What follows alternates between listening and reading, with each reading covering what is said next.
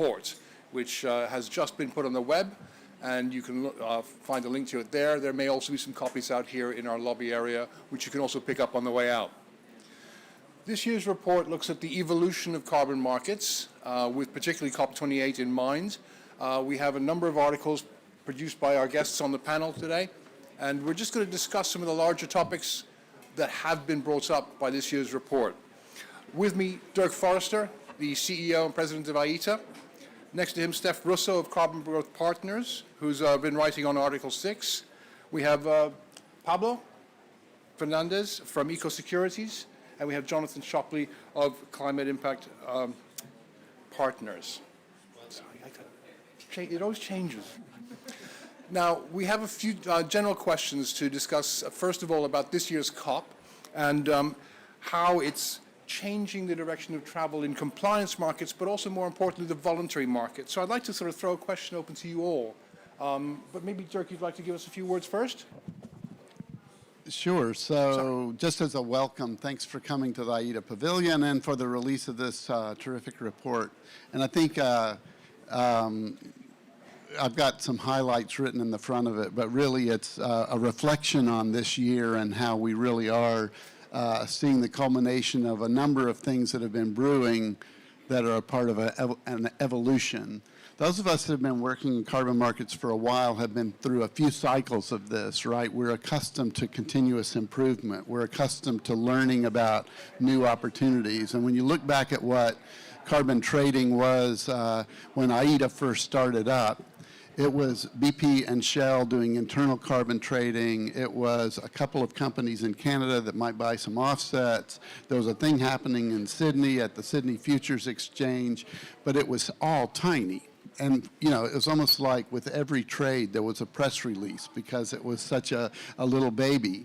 And to look at where it's come now, it's pretty phenomenal. That I love looking at the piece in the report from Carbon Pulse, where they walk through all of the developments in compliance markets, how many jurisdictions are, and the Europeans would say it's because of CBAM, but for whatever reason, how many jurisdictions are now looking at setting up compliance markets.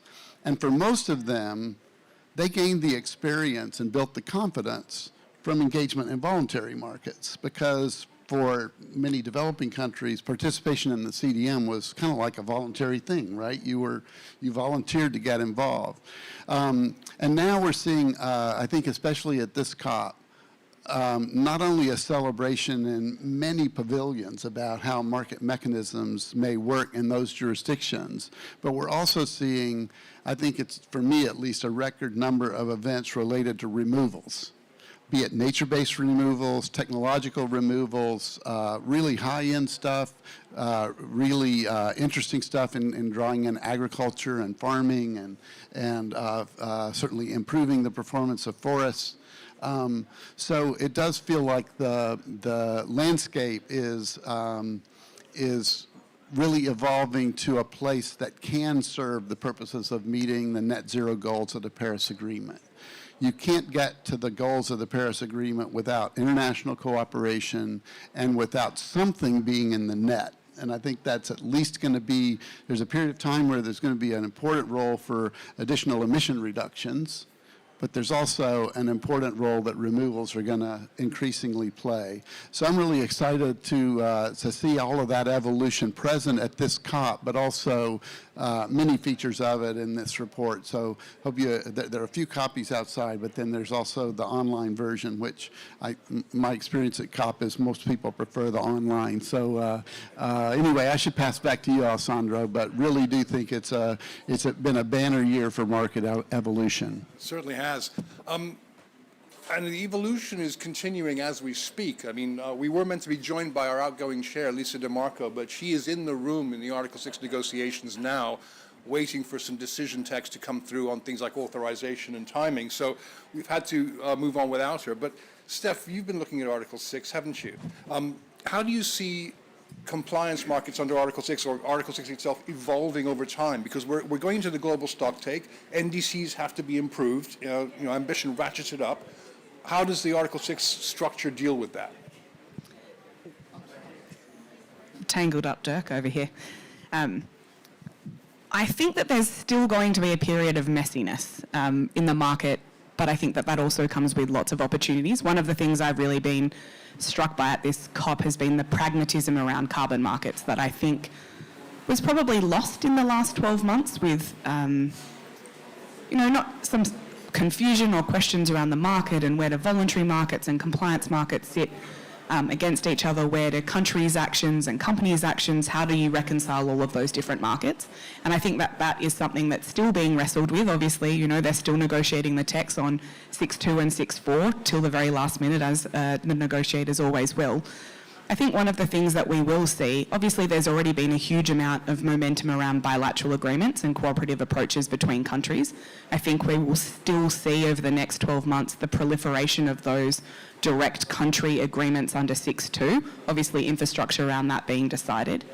6.4 creates a great opportunity depending on the type of participant that you are in the market, particularly say if you're a project developer, that you don't need to be looking at that on a country by country basis and from the perspective of how you sell them. So I think for host countries and also for developers, there's a huge opportunity there. But for the next 12 months, I think we're still going to see really kind of 4 different types of markets continuing. So your domestic compliance markets or national compliance markets, and we're seeing a proliferation of those in response to delivering NDCs.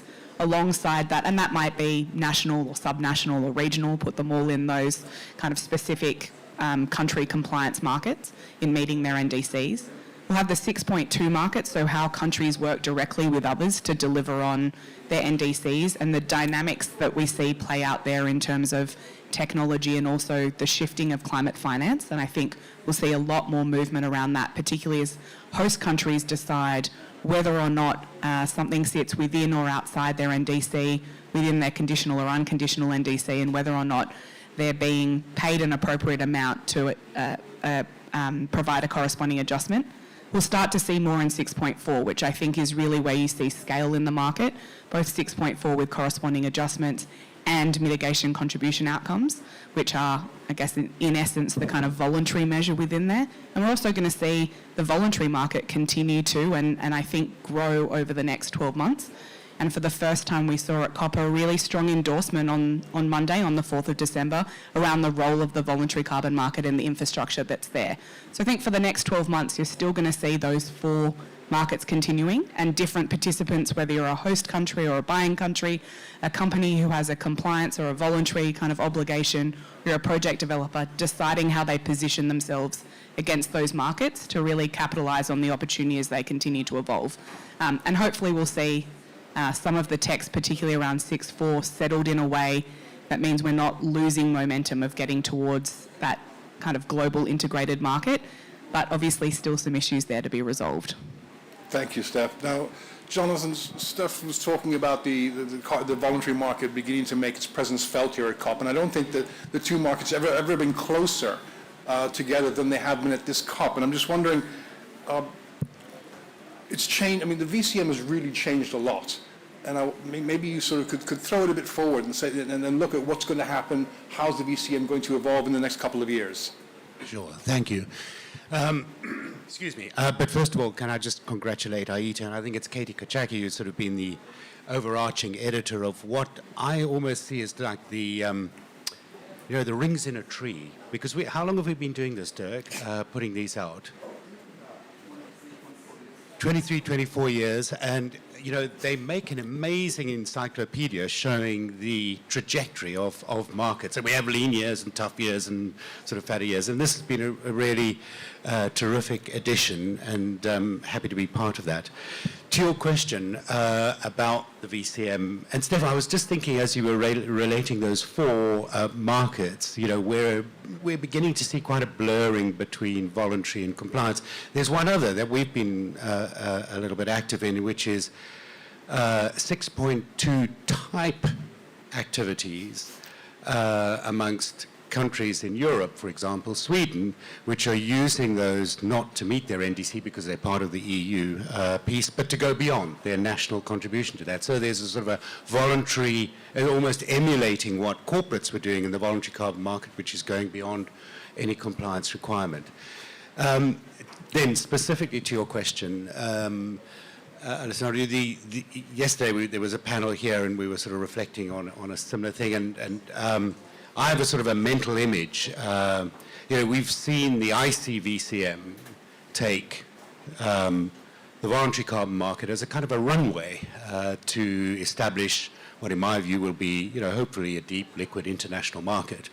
So if you imagine, and the other thing, Dirk, when you were reflecting a little bit on what was happening 20 years ago, the voluntary carbon market particularly got quite a lot into nature-based solutions where people were running around with clipboards and measuring carbon. Now we've got a whole bunch of satellites going around the world in stationary, not stationary, but in orbits, making that whole nature-based area, which the voluntary carbon market has really led on, quite a piece.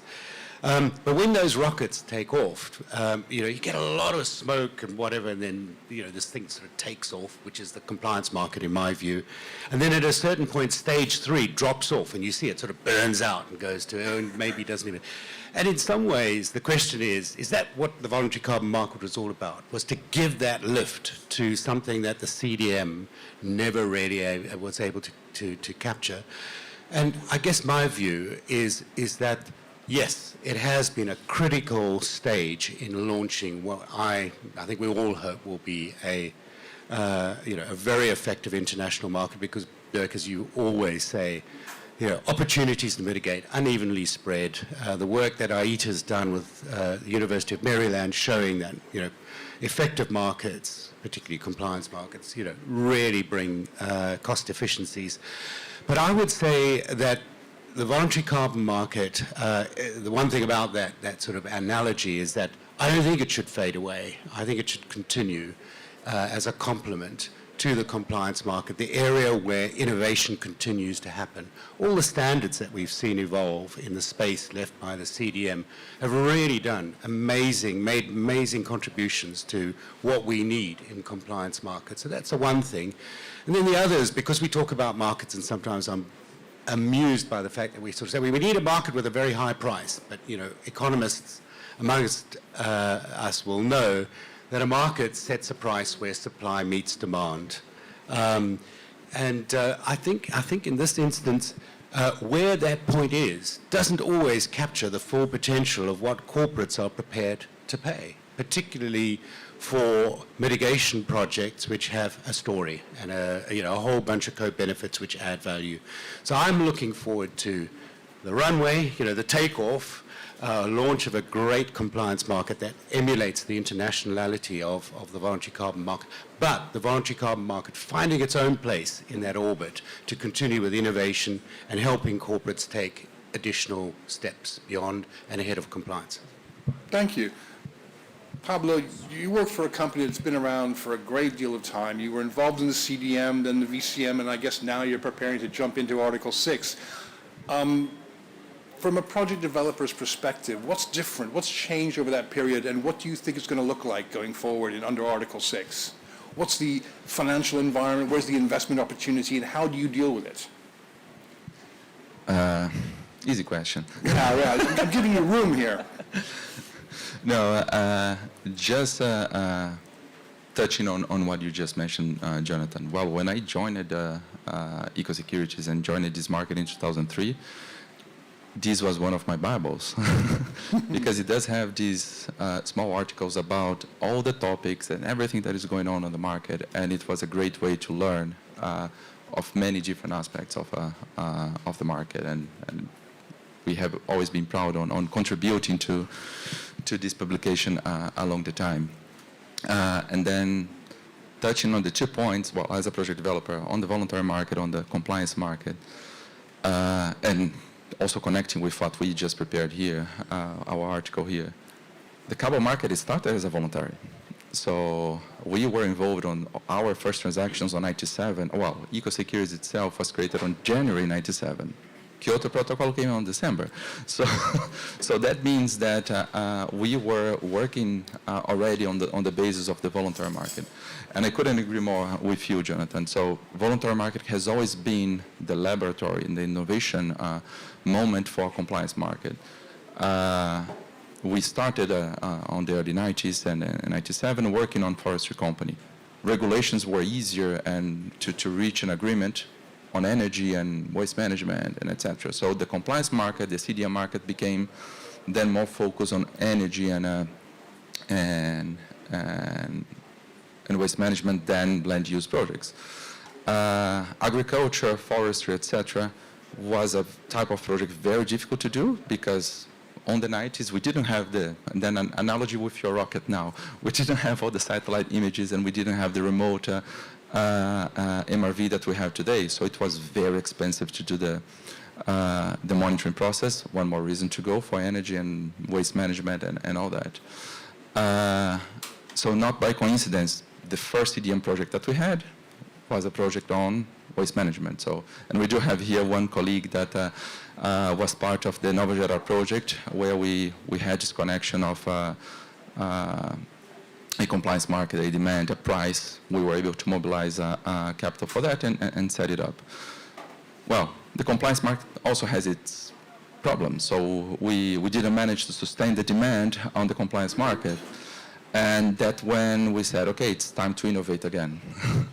And then the voluntary market comes in as, again, a platform for innovation. And on this new cycle, we already had the technology that could help us on not going only for decentralized projects, but for landscape projects. And I, especially myself as a biologist, I was quite excited with this new cycle based on nature-based solutions, based on sustainable agriculture, conservation, restoration, and all that. Let's see what we managed to agree to reach as agreement here. If this time we're going to be able to put all this type of land use and nature-based solutions as part of the Article 6 agreement and negotiation, or if we're going to stay with that type of project more for voluntary markets, and then the Article 6 will copycat the CDM and be more connected with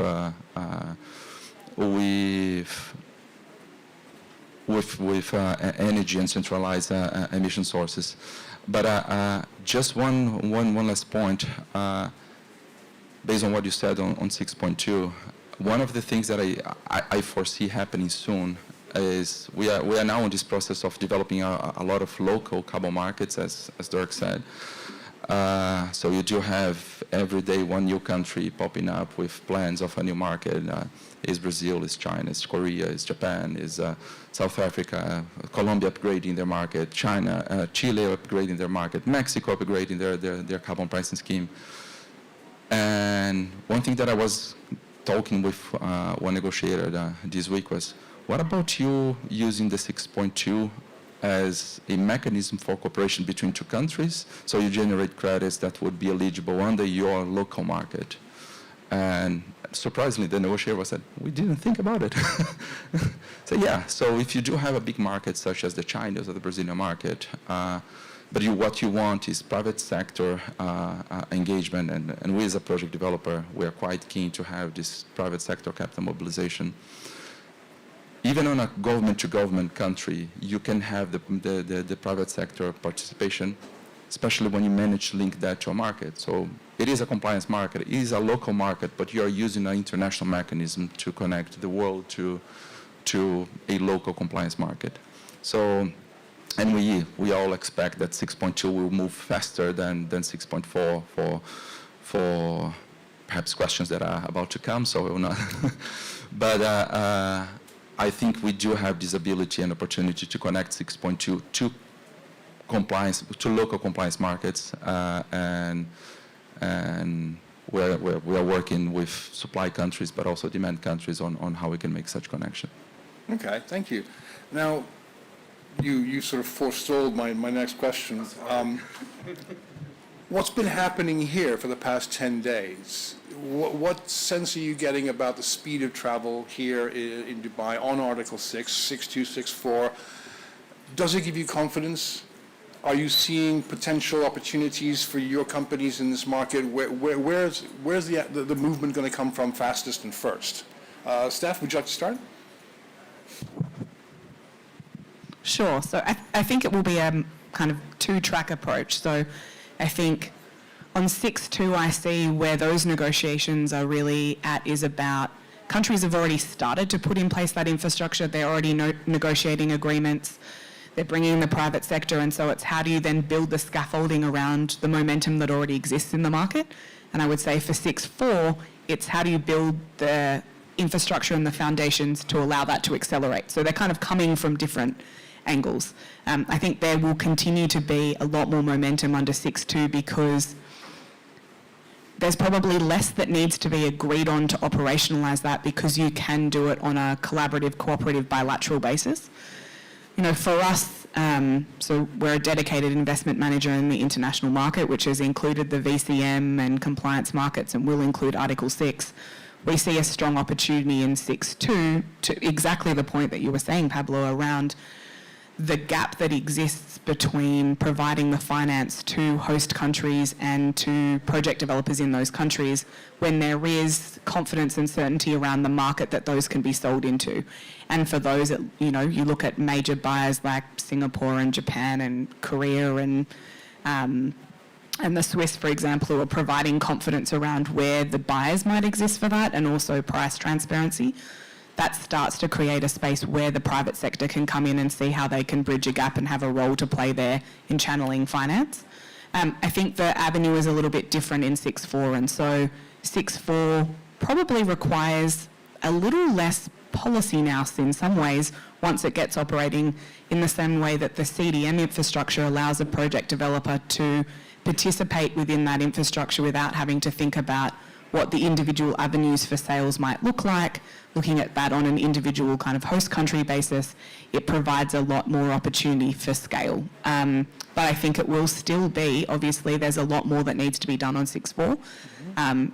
There will be methodologies that need to be assessed. There's the process of transitioning CDM credits, including now it looks like forest credits, given where the negotiations are at. There's a lot that needs to happen to really translate and migrate the CDM days and also what's been picked up by the VCM into that infrastructure, and that will take some time to work out. And so I think 6.2 is where you'll see a lot more momentum and also that link between the compliance, domestic compliance markets and the international market in supply to get to NDCs. So that's where I see the kind of near-term opportunity, but with line of sight to 6.4 because that gives you scale. Right.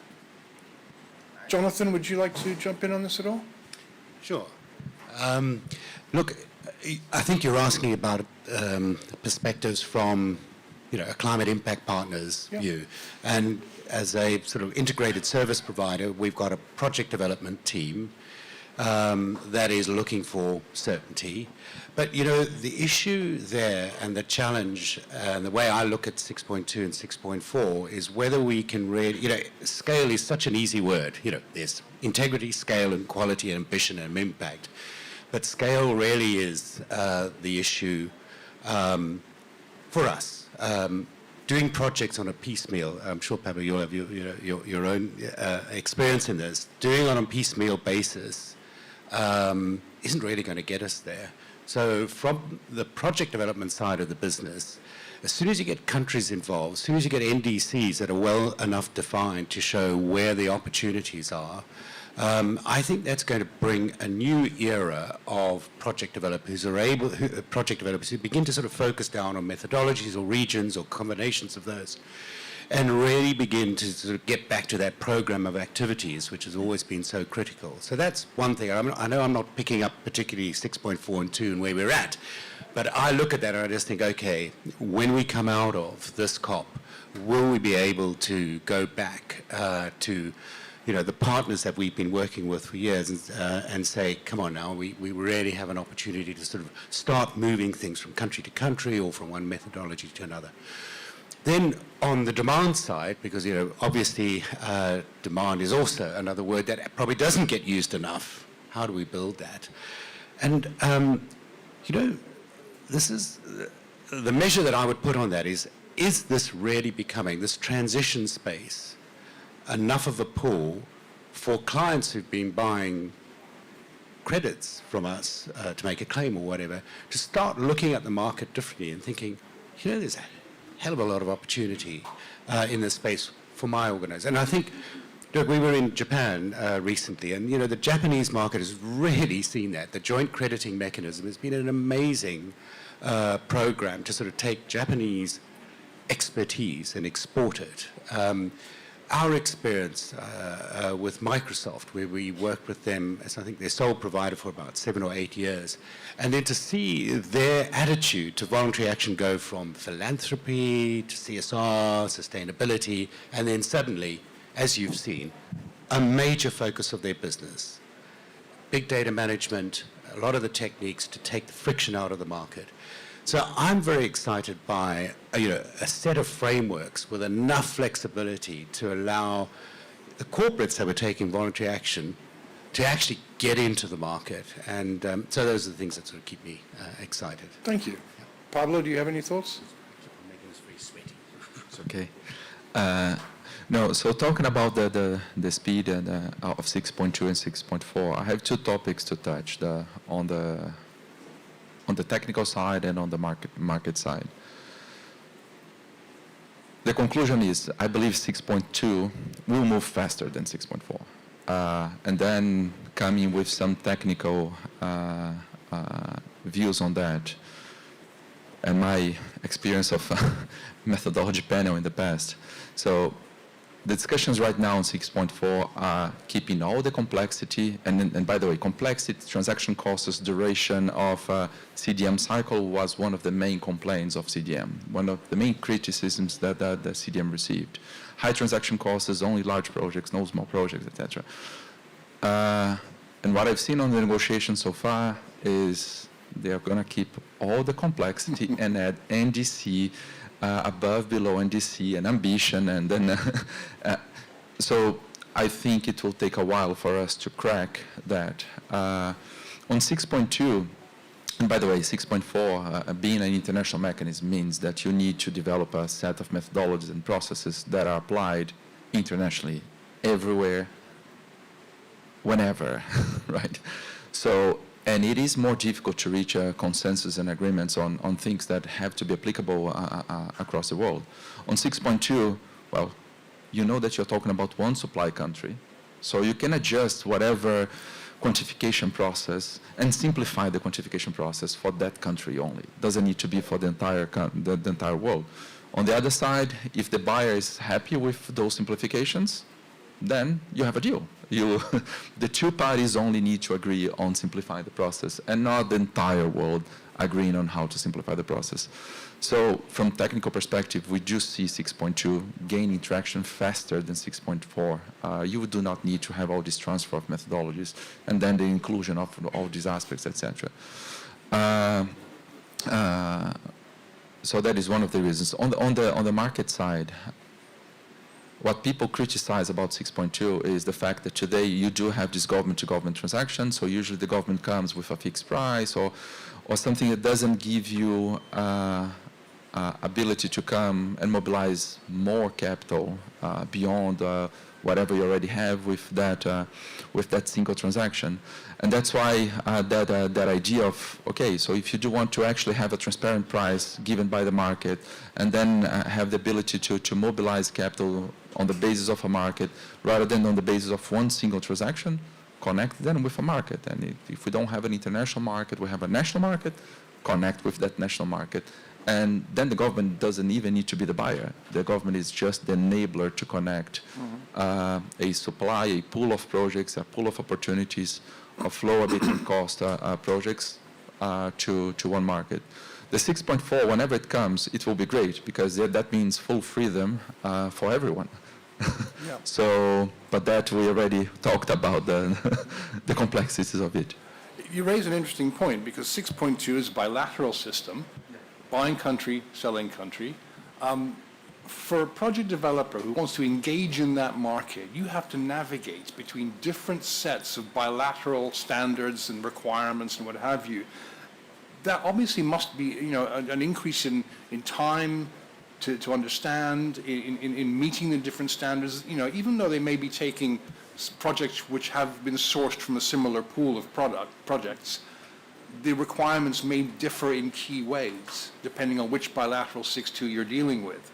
Does that represent an obstacle, or is that just, you think that's part of the territory and you have to go with it in order to drive the growth of the market? All of you, Dirk as well. I'll be short, but I think it's both.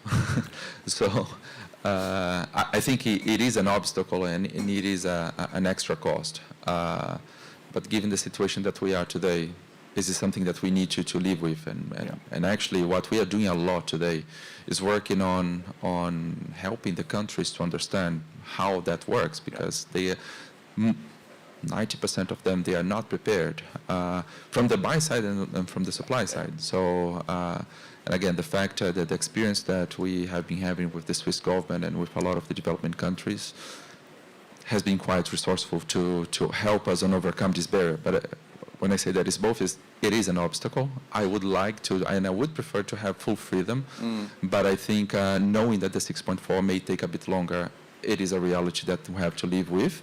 And by the way, whatever we're doing for 6.2 will be useful for 6.4, because if you capacitate the governments on how they define their priorities and what they are willing to give or not give corresponding adjustments on 6.2, will be applicable for 6.4 as well.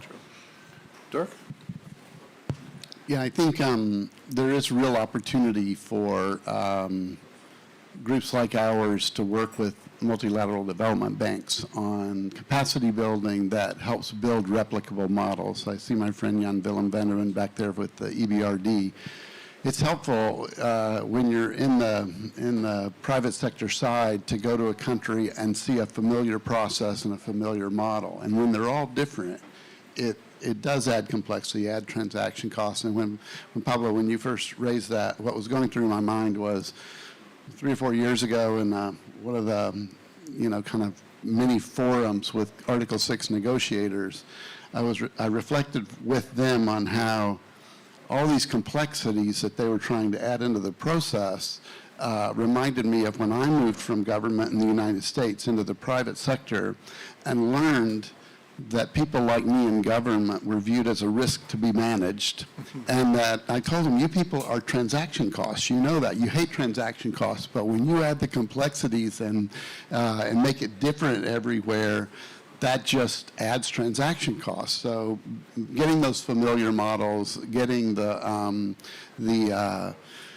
system so that when an entity like any of these folks represent, where you go to a market and it's like, okay, it's done similarly here to here to here. And that's what I encourage developing countries, particularly potential supplier countries, to think about, is don't try to reinvent the wheel and be special and different. Obviously, you have to make it fit your own legal requirements, but let's work toward harmonizing all of that so that it actually makes it easy for you to attract investment.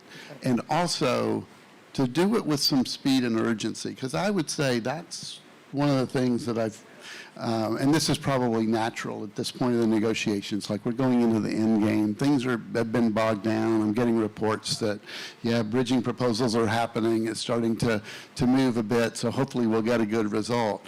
But anytime you walk into an Article 6 negotiators room, you do not get the sense that anybody there feels the urgency like we in this room feel the urgency. So I hope they start to feel that it's not just about getting good rules or perfect rules, it's about speeding things up. Yeah.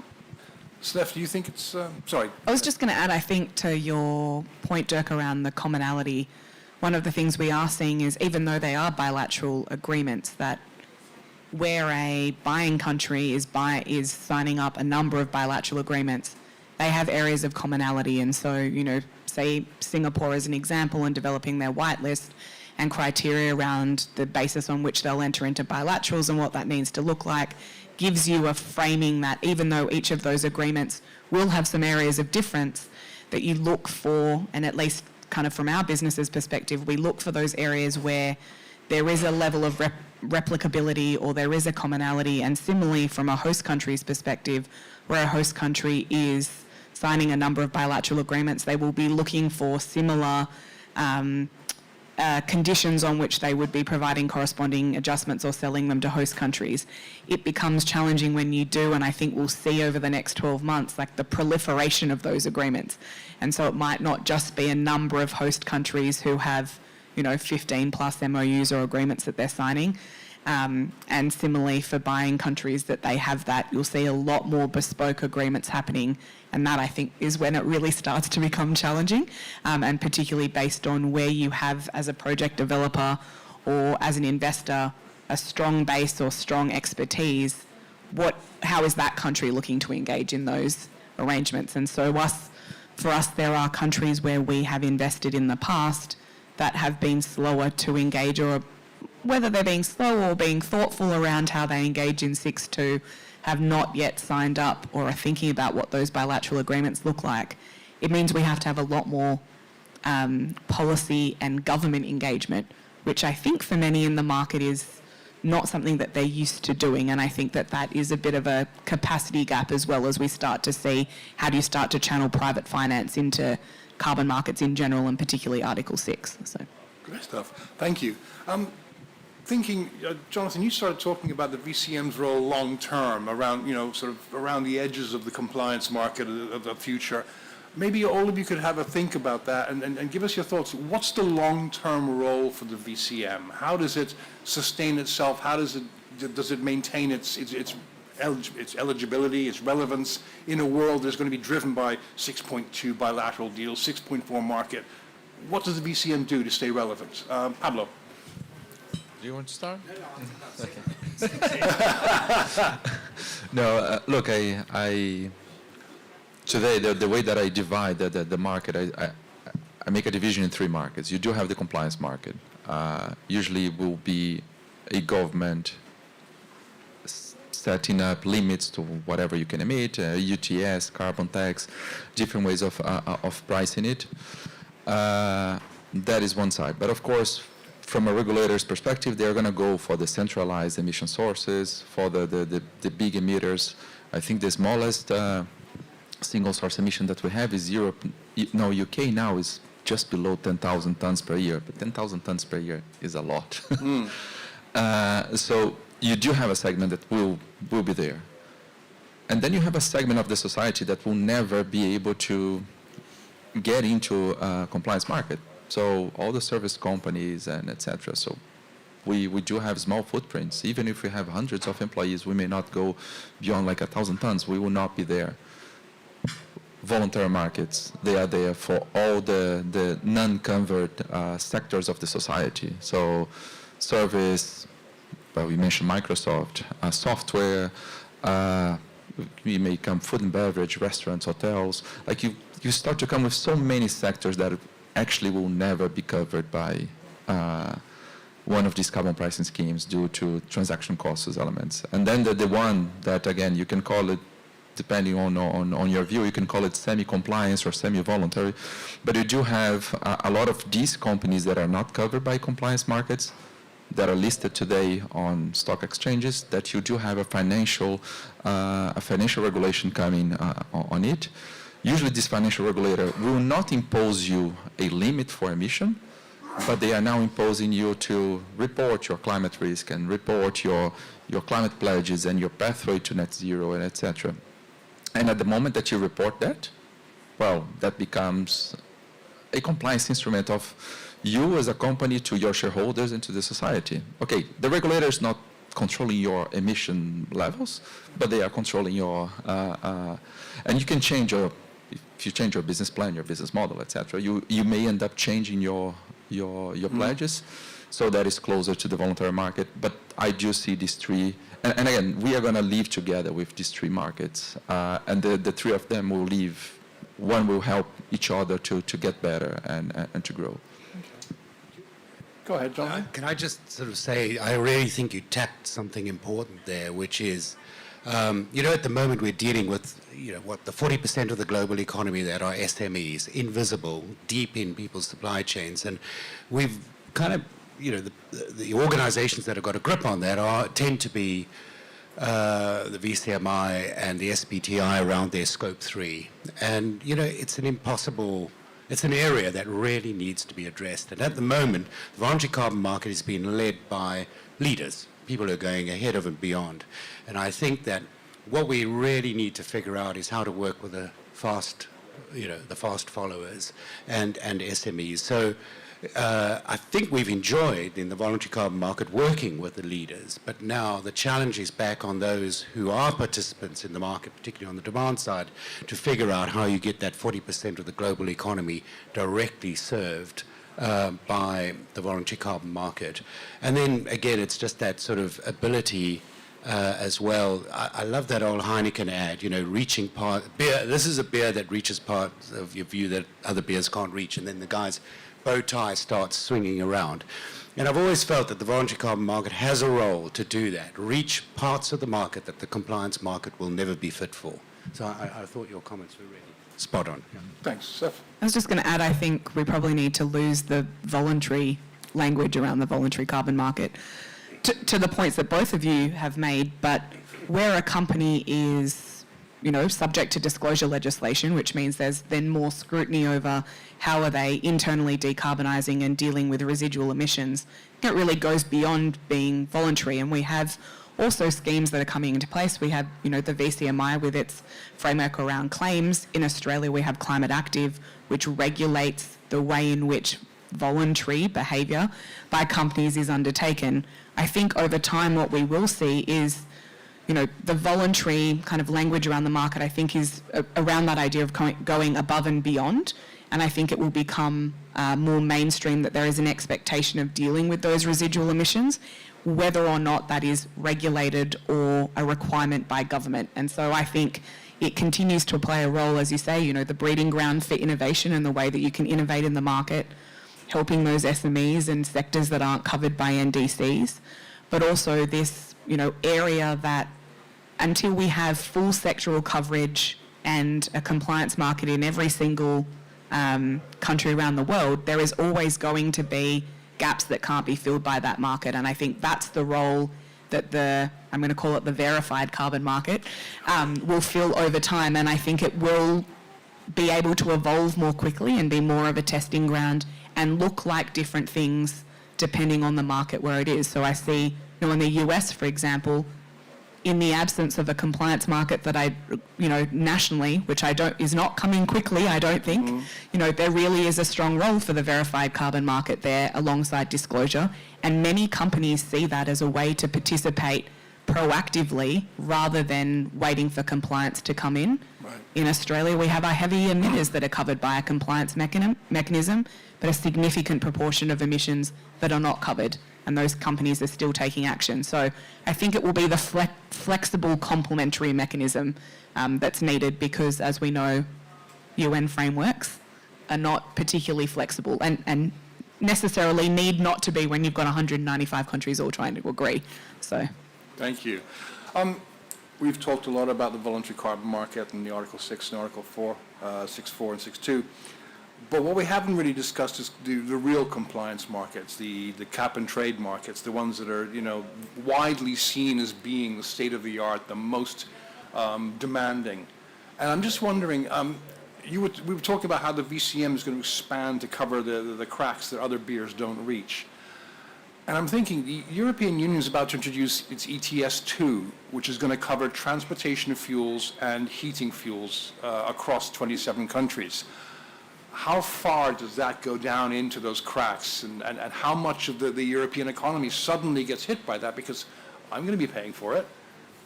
You'll probably pay for it too, Jonathan. And anyone else who's living in the European Union will be paying, for the EU ETS2 when it starts costing us. Is that another way for countries to go to reach the other parts of the economy? Yeah, I think you're absolutely right. The EU decided after its experience with the CDM to exclude offsets. As I understand it, I think they're better qualified people here to comment on this, I think until 2030, and that they would revisit it at that point. I can't wait for 2030 because all of those sectors that you described, transport, agriculture, international supply chains, are much better served by a cap trade and offset scheme, and we've seen that. And, you know, the terrible mistake that we made with the EU ETS about not limiting the offset piece, California solved that, and they really do a pretty good job. And then, Dirk, I've heard you talk on many occasions about the linkages, Quebec to California. So there are so many great pathways in which we can use the power of the offset mechanism, the flexible mechanisms, to really help these ETSs really bring down their caps quite fast in a cost-effective way.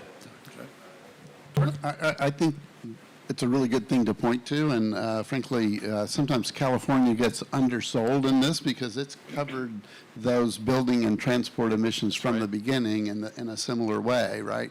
But I think this is something we should encourage, is the expansion of systems. I did events this week in the China Pavilion where this is a live consideration about whether China is going to expand to more sectors, because right now it's just covering, its national ETS only covers the power sector, which is, by the way, by itself bigger than the new, the EU market and the second market that's coming along. But there is, I think, a need for more of those systems to be expanded to additional sectors. And I also think with Europe, there is going to be an openness on, at least on the removal side, because it turns out getting to zero is a really hard thing. You kind of need the net. And that netting, Jonathan, you referenced this earlier, there is a lot of potential in Europe, but can it be online fast enough, right? And there is opportunity for cooperation with other countries, especially on, if it's big infrastructure projects that they want for sucking carbon out of the air. I think that they may need to go cross-border for that. So I expect that aspect to come back. But I also think, I was mentioning China, I think there's also a live discussion inside of China about whether they may want to build supply lines out for bringing credits in under their Belt and Road initiative, because they have a lot of alliances now with potential suppliers. So they talked about that at last year's COP, sort of floated some trial balloons, and it's still a live discussion. So I just think it's going to be really, this is about how you address the emissions from a variety of sources and do so in a way that maintains your trade ties, et cetera. So I'm kind of interested to watch how that evolves this year. Okay, good. Now, staying with compliance markets and thinking of, as Pablo, you went through a list of countries who are bringing new markets in. We talked about Brazil, we talked about Chile upgrading its pricing, Colombia, et cetera. We've heard Indonesia, we've seen Malaysia, Vietnam. All these markets, and correct me because I know there's a couple in there that aren't, are based on carbon credits. And there's no upward cap on absolute emissions that declines over time, which is what we kind of need to get to in order to get to net zero. Are there any candidates out there? Are there any systems, any markets that are being built which may be poster children for transitioning to cap and trade rather than just carbon crediting? Look, so you have two main structures of carbon pricing, right? The carbon tax and the cap and trade. The carbon tax, you fix the price, but you don't fix the volume. And then it's usually easier to start with that because then market participants know how much they have to pay, and the government can come with a easier or smaller infrastructure. But what has been interesting to see on I think Colombia is a very good example of that. They said, okay, I'm going to impose a carbon tax, but you know what? I'm not interested on collecting the tax itself. They came with you being able to use 100% of your tax liability with offsets. So as long as you're promoting emission reductions elsewhere, spread over my country, I'm happy. Don't need to pay me tax. Mm-hmm. So I think that is usually how most of the countries start because it's easy. And the ETS, well, we do have the European experience, we have the Californian one and a couple of others. And actually China is a great illustration of how hard it is to implement an ETS. They came with pilot, they came with more than 10 industrial sectors. They ended up kicking off only with power sector, and God knows when they will spread over the entire industrial sector. So ETS is hard to implement. And then you're going to come with a lot of needs of adjustments and improvements on the system. The EU ETS now has almost 20 years, right? It's about 18. yeah. And whoever has been on the European ETS knows of the challenges and the reserves and the excess of supply and how to control supply, demand, etc. It is actually quite sad that the Europeans, they have been using the approval of offsets as one of the bargaining chips on international negotiations. I really hope, as you, Jonathan, that they reopen the discussion earlier than 2030. But just because offsets is one of the flexibility mechanisms, either for ETS or for carbon tax scheme, and actually is one of your key ways to cultivate and promote cooperation between countries, right? We do know that Europe is a continent with a lot of hard-to-abate emissions. Should we spend all the money in Europe and then let Africa move on with fossil fuel energy and second-tier technologies for transportation, or should we help Africa, help Latin America, help Asia on actually coming together on this net zero and as most as possible everyone on the same pace and using the same type of technology. So I think offsets is one of the ways to promote ambition across all the world, and that is when one ETS in one country can actually help the decarbonization across and the promotion of state-of-art technology across many other geographies beyond the ones that the ETS is covering. Steph, from your perspective, from an investment perspective, are you hoping to see more compliance, more rigorous compliance markets evolving out of these new markets that are carbon credit based? Yeah, so I think one of the things that we see is a lot more hybrid markets. So I think, the ETS the EU ETS when it was set up was a hybrid market when you could use offsets as well as having allowances. And I think we're seeing the emergence of more of those approaches, particularly if you look at countries that have very hard to abate sectors. You obviously want to have a cap and trade mechanism or a tax that is requiring that ratcheting down and decarbonisation internally. But there are also other cost-effective mechanisms that can lead to positive outcomes and also deliver, as Pablo was saying, a number of other co-benefits, particularly if we start to think about how do you bring climate and biodiversity together. Well, carbon credits are a mechanism to do that. How do you look at land sector abatement? Well, carbon credits are a mechanism to incentivise that wouldn't be captured by many of these compliance systems. So I think for us what we're seeing is the carbon credits providing a kind of quantifiable way to deliver outcomes that can then go into those mechanisms. And for us, one of the things that we look at when we're thinking about investments are where are the opportunities and where are the markets that either have a compliance mechanism in place, whether it's a tax or a cap and trade system that already allow carbon credits to be used as part of that solution, or when you look at their NDC, you can see that there is really very little opportunity for them to deliver on that aspiration through their tax or their cap and trade without starting to allow international credits to be used as well. So increasingly we're seeing that, and I think it will be a proportion, not 100% where Colombia started and now they're at 50%, but saying as part of this solution we want internal decarbonisation nationally, but also to participate in international markets and proactively encourage carbon credits for whatever percentage that looks like.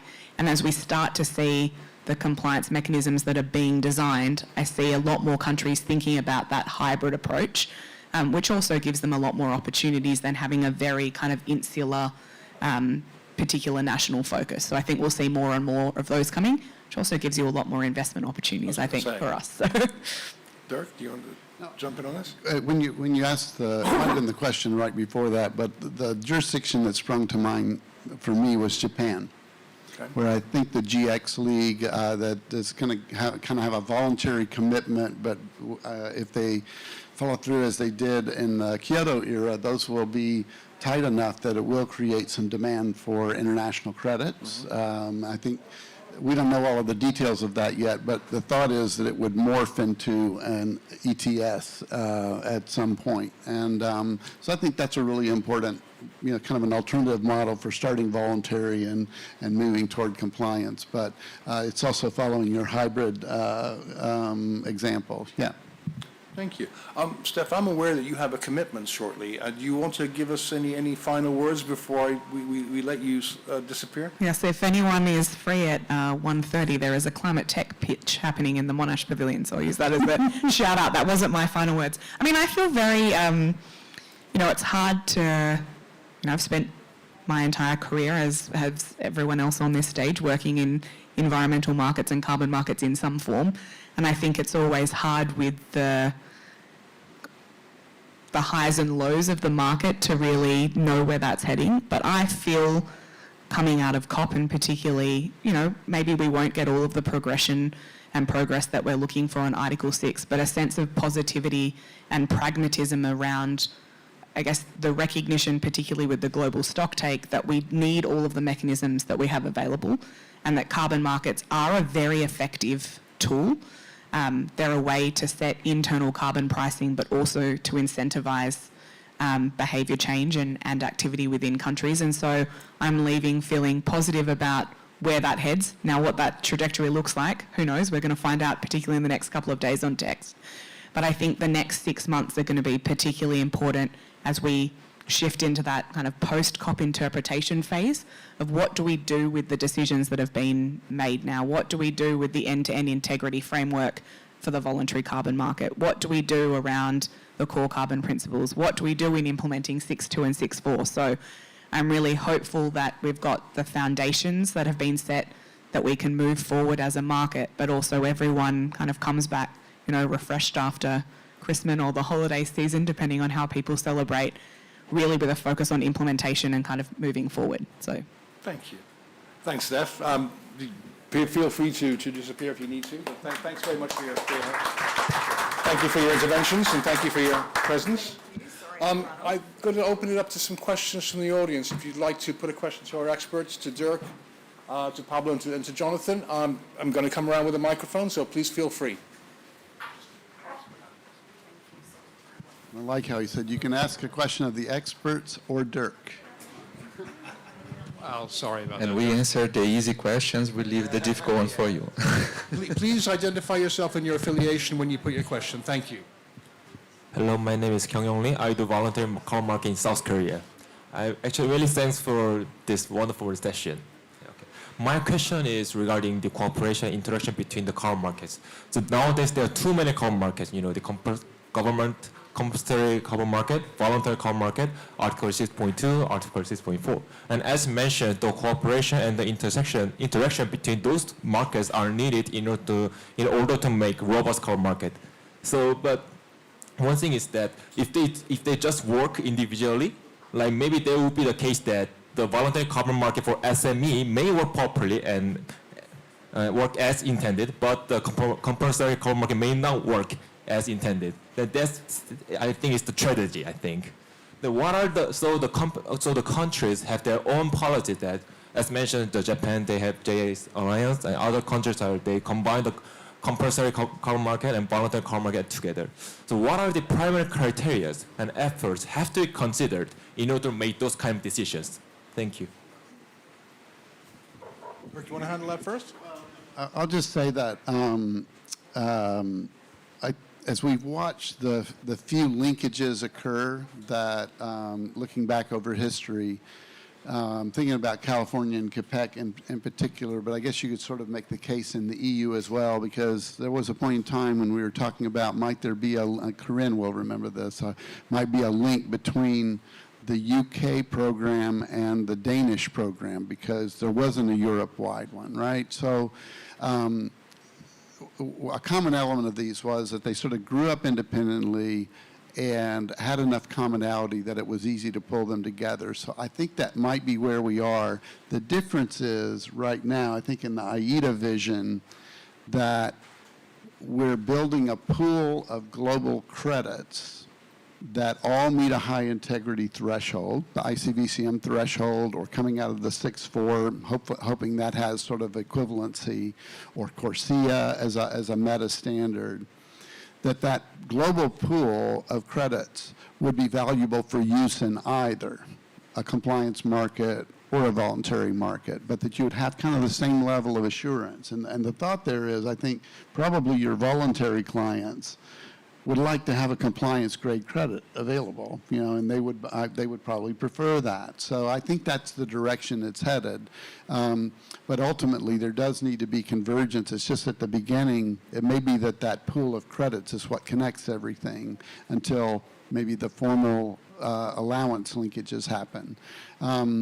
But I think in IETA, our vision probably for 25 years has been one of it starts a lot of places and then it converges to a place that can actually meet the goals of the UNFCCC. Now we know more about what that is. It's the Paris Agreement net zero goals. Thank you. Jonathan. So, Dirk, I think your point is right. You know, corporates are quite confused, actually. And, you know, there's that expression about if it's good enough for government work, it's good enough for me. And you almost need recognized international standards. I think that's really critical. The other thing that I think we would need, you know, because we're creating this international market where you can really transact mitigation outcomes, but then we still have to recognize that within every country, the reason why Japan's doing what it's doing and South Korea's doing what it's doing and California and Quebec are doing what they're doing, is they have very, you know, localized political, social objectives. So I think that the NDCs and the next round of NDCs are going to be a really critical opportunity to establish country by country what the political, economic, environmental priorities are. And that's going to be really helpful, I think. And then I'll steal something that I think I first heard from Mark Kember, which said, you know, we should see the NDCs as investment prospectuses for the private sector to come in and add value. And those investment prospectuses need to be defined much more clearly as we go forward. Well, just trying to connect with what the two of you said, but we used to be one single market, right? So we had before, like almost 20 years ago, 15, we had Europe as a market, as the price maker, and everyone following the European price, the Japanese following the European price. We had one single standard. CDM was the leading standard. And we already had there and some other standards to cover whatever CDM wouldn't be covering. But we had somehow one single market and one single pricing signal to the world.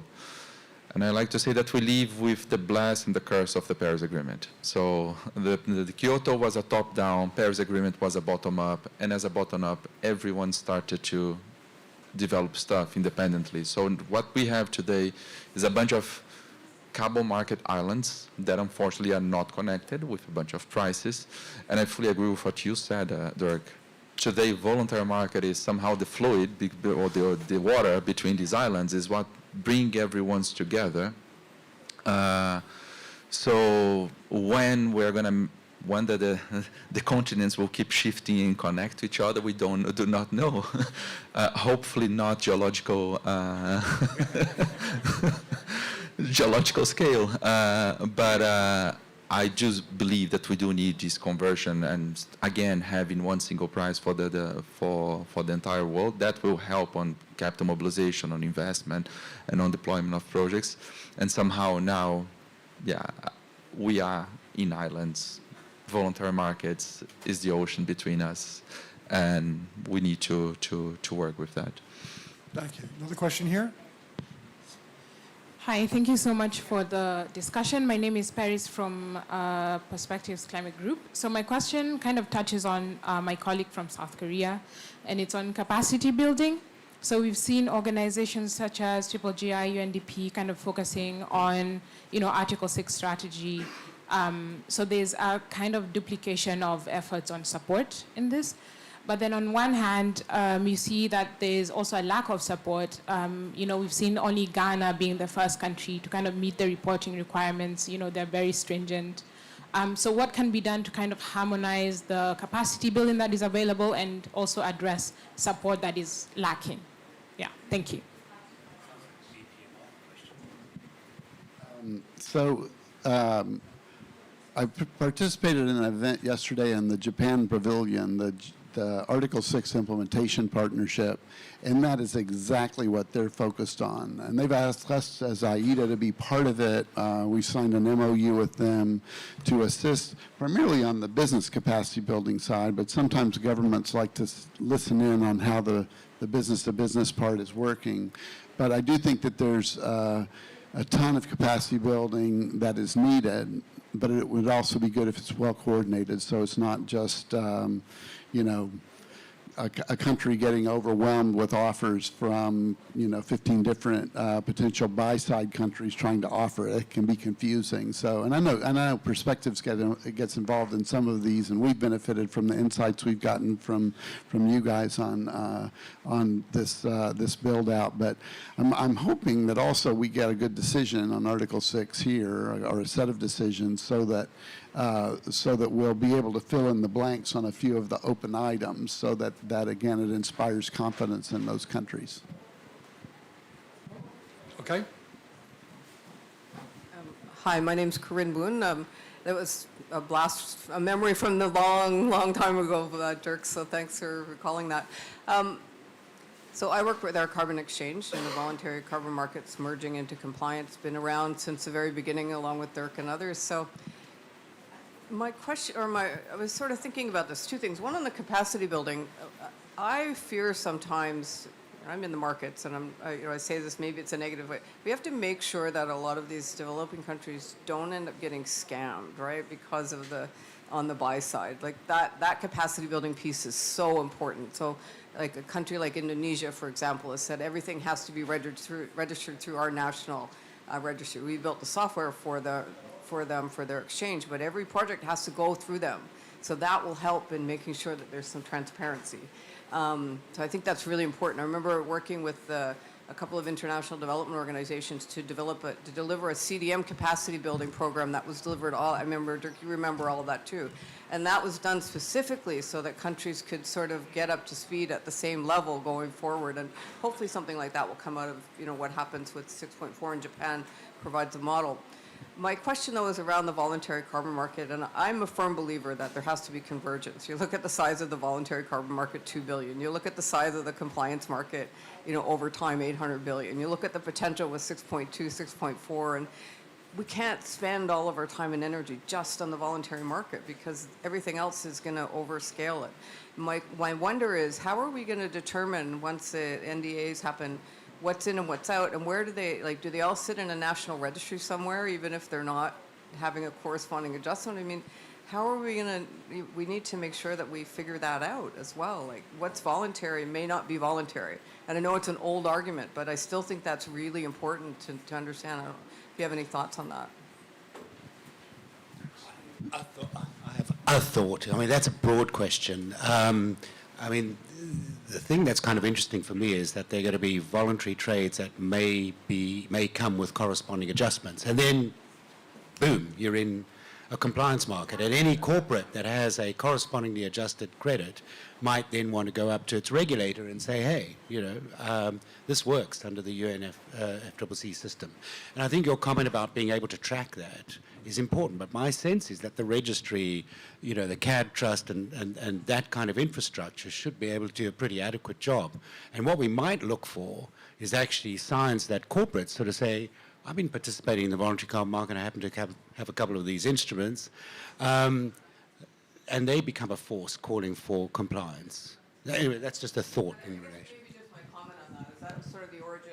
That's kind of the origin of why our carbon exchange is developed the way it did, because it can link and through APIs, et cetera, can trace, and the blockchain can trace all the way through, and with the CAD trust and everything, hopefully that goes global, but it's a big issue if it doesn't. I guess that's my point. So these initiatives like the CAD Trust, I think like what we do, are very important. So thanks. Just a little comment on that.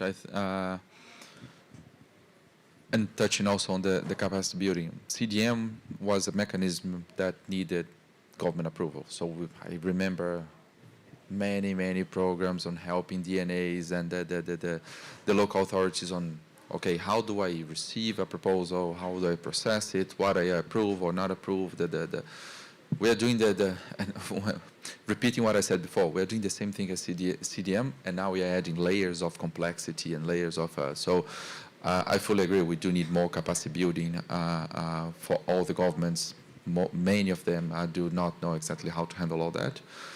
But you mentioned Indonesia. Indonesia is an interesting case. At some point, people said, okay, Indonesia is a good place to go, and then you had a swarm of people going into Indonesia, and the Indonesian government reaction was, I lost control. Let's stop. I suspend anything until I manage to get a grip again. And then they came with this system of, okay, now voluntary or not voluntary, local market, international market, come to me. I want to know what you're doing, what you're developing. I want to have a say if I approve it or not, if I believe that this sector, this type of project needs support or not. And now they are saying, okay, I'm getting comfortable again. I'm putting my infrastructure in place, and I'm getting comfortable again on inviting people, because now I do have a system for that. And I expect that to be the case. Every single country having not only to know what they want, not want, and again, capacity building for that, and building a system again to be able to know what is going on, and if I support that or not, for voluntary or not, or non-voluntary initiatives.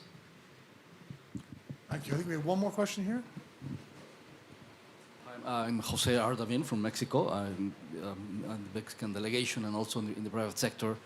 We are participating in the advisory committee on the Mexican ETS that is about to start its, a formal phase.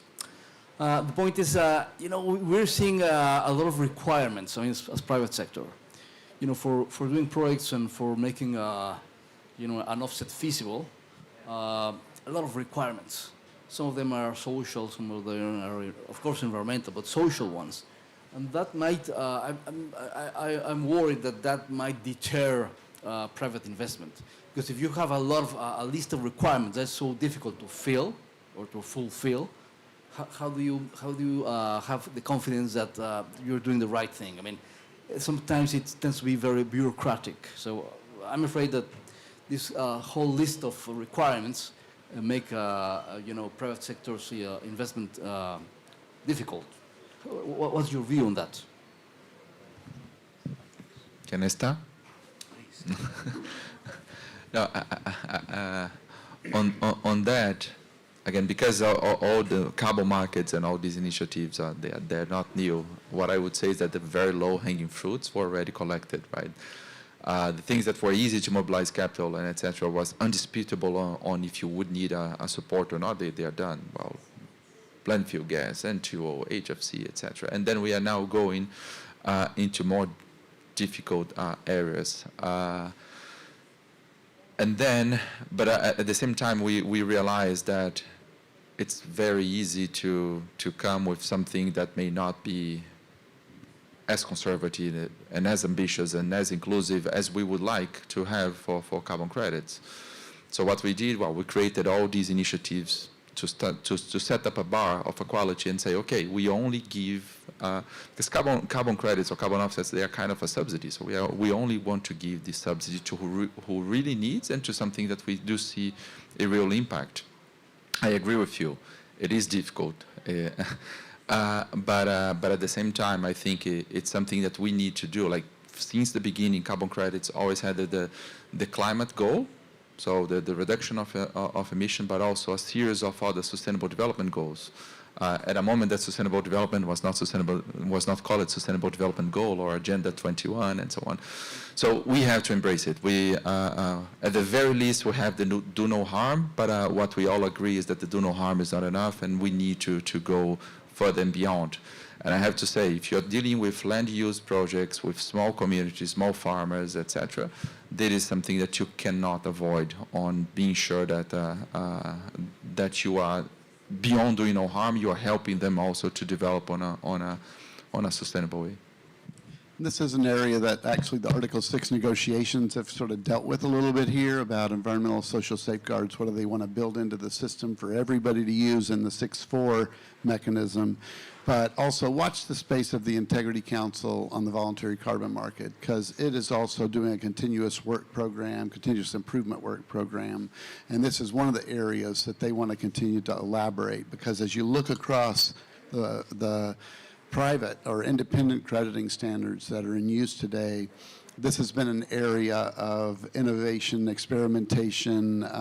So Vera's got sort of an add-on standard to try to capture and give indicators around the types of community development and biodiversity benefits, those kind of things. And I do think it's an area that our market, you know, if you can standardize it and make it so that we all have tools and common understanding of, I think we can handle it. But right now it is in the world of where you have some of those attributes, you'll get paid more, right, Jonathan?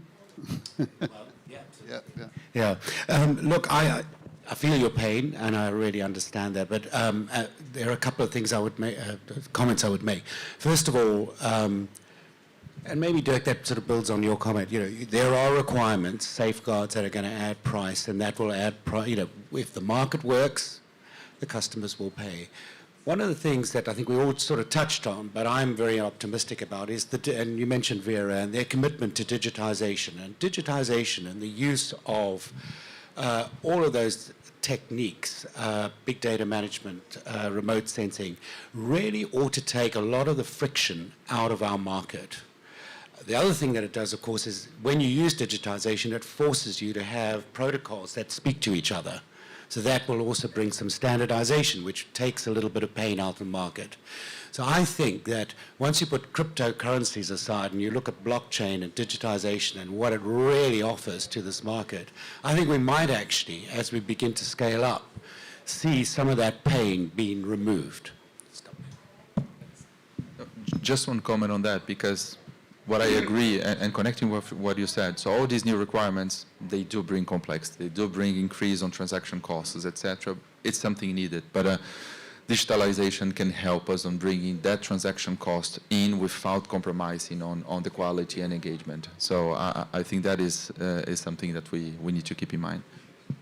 Thank you all. If there are no more questions, I think we will draw this to a close. Please join me in thanking our panelists for this session.